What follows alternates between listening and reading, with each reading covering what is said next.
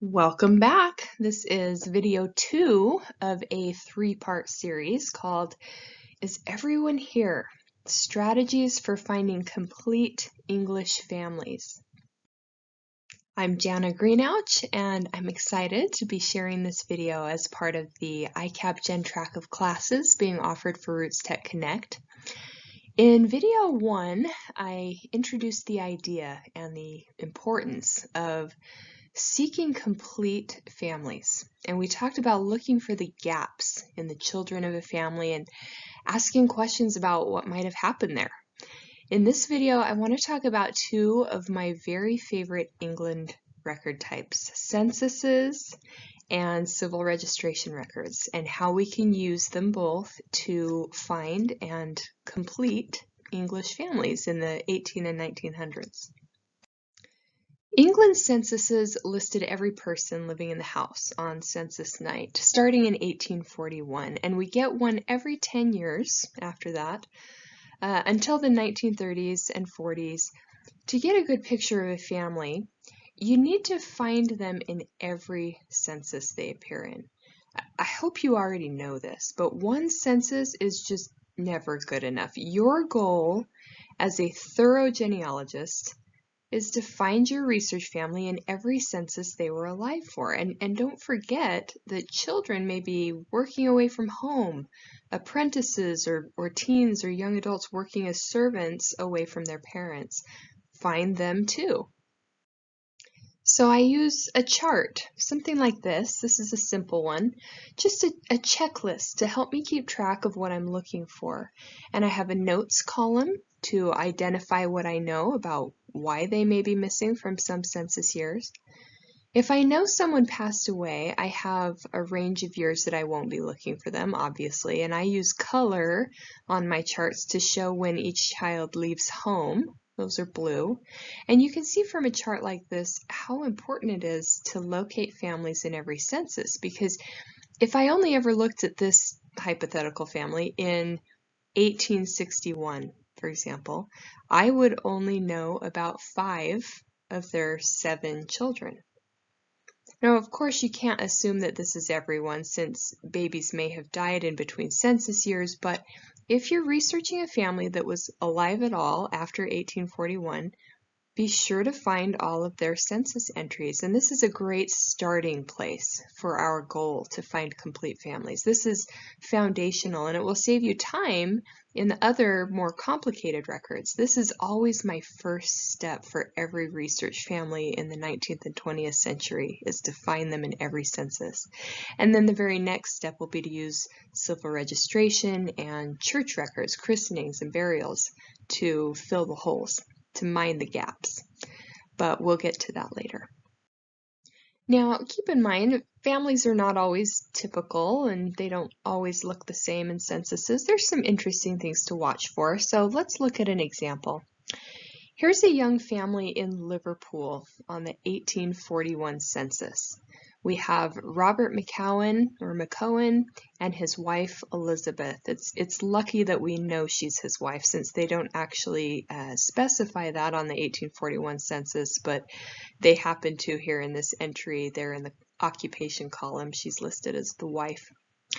And there are 2 little daughters, we assume, Anne and Elizabeth. May or may not be their children, but most likely they are their daughters, who are noted here to be 18 months and 3 months old. By the way, if you're not aware, the 1841 census in England is unique in that they rounded ages down to the nearest 5 for adults. So we know that Robert and his wife are somewhere in between 20 and 25 years old, since they're both listed as 20. Now here's the family 10 years later in 1851. Elizabeth McGowan is now listed as the head of the household, but she's married, not a widow. That's unique. Daughter Elizabeth is missing from this census, but there's the other daughter from 10 years ago, Anne, with a more full name, Anne Jane, and 2 new children, Rachel and Joseph, ages 5 and 2. I have some major questions looking at this. First of all, where is Dad? Why is Robert not at home if his wife is still listed as married to him instead of being widowed? And their daughter Elizabeth, where is she? Did she die within the last 10 years and that's why we don't see her here? She would have been only about 10 years old at this point. It's a little early to be living away from home. It's possible. I tried to search for both of these people, Dad and Elizabeth, in the census, living other places, and I couldn't find any good options for them in the indexes. In fact, I couldn't find anyone from this entire family in any later censuses, 1861, 1871. The answer I found in my research ended up being immigration. This family left to the United States. So I had to move my searches west for those later decades in the censuses of the United States. Turns out Robert had immigrated earlier than the rest of the family to find work and earn money to pay for everyone else's passage. So he wasn't here in 1851, but they were still here. And the daughter, Elizabeth, wasn't with them even after they immigrated. Civil registration had to answer that question for me, which I'll show you in a moment. Sad end of the story, just in case you're curious. Robert ended up passing away before his family even arrived. So those later U.S. censuses taught me about Elizabeth's second husband and the children she had after remarrying in the United States. Before we leave censuses, let me add that I've cropped off the address and occupation and birthplace information in these images just to make it easier to read, but that is all very useful information for making sure that you're following the right family from one census year to the next. Also, let me just offer a couple of census tips for those of you who are researching more recent families. Don't forget to search the 1939 register. It's available at Ancestry and Find My Past. It's really very similar to a census, and it could possibly help you to find more children from a family. And one of the very best tools for finding complete families a little later on is the 1911 census. This census included a remarkable set of columns which asked how many children a woman had in her current marriage, including how many were still alive in 1911 and how many had died by then. Very helpful. You can stop searching in the gaps if you've managed to find enough children to add up to that total, at least up to 1911. All right, let's take a look at another wonderful record type, civil registration. We'll go back to the Robert and Elizabeth McCowan family to demonstrate this. And please note that their name is spelled differently in almost every record I find them in. Spelling variations are the reality, and you need to keep that in mind when you're searching for children in a family. If you'll remember, we found a total of 4 children for this couple using the 1841 and 51 censuses: Anne Jane and Elizabeth, Rachel and Joseph. Because these births occurred after 1837, the beginning of birth and death registrations in England, we can use civil registration records to help us more solidly identify when they were born, and we can also use civil registration records to help us look for other children that this couple may have had. I definitely see some gaps between these children where there were likely to be other kids. For some basics about how to use these records, please see my RootsTech Connect video called English Civil Registration Records. It's part of the Records Analysis video series sponsored by ICAPGen. For now, I'll just give you a quick example of how I searched for the McCowan children in civil registration. So you can find English civil registration indexes in a lot of places, including Ancestry, FreeBMD is very popular, many other websites, but I prefer to search the indexes directly on the GRO website, and you can do that for birth and death indexes. You have to create an account, but it's free to search the indexes, and the benefit to doing that here is that you get a little more information in the indexes than any of the other sites. Here's what the birth search form looks like. You're limited to searching a 5-year window, so pick a year and plus or minus 2 years to do that.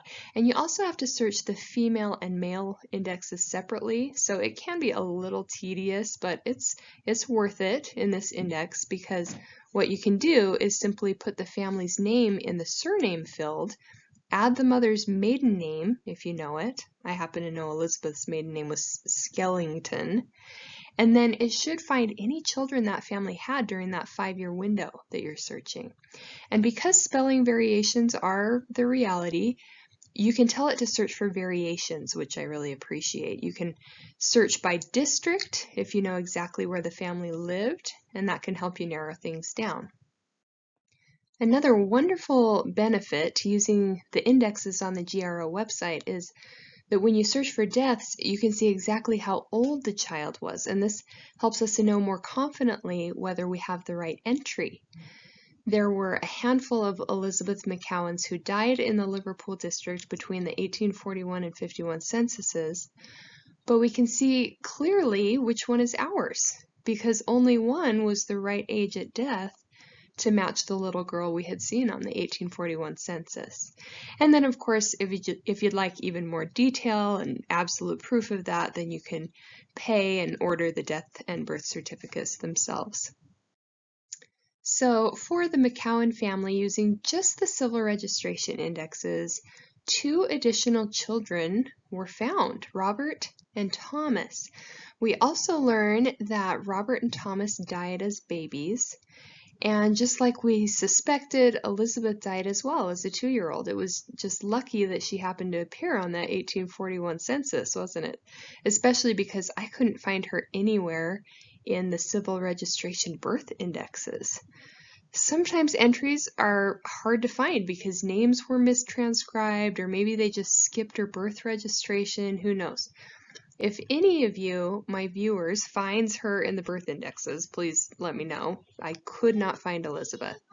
We also gained some more solid birth years for the other children by using the indexes because they tell us which quarter of which year the child's birth was registered. So we can narrow it down to about a 3-month window. I still have an unexplained gap of 4 years between Rachel and Joseph, so I will continue searching in various records. This is a work in progress, but 6 kids is more than 4.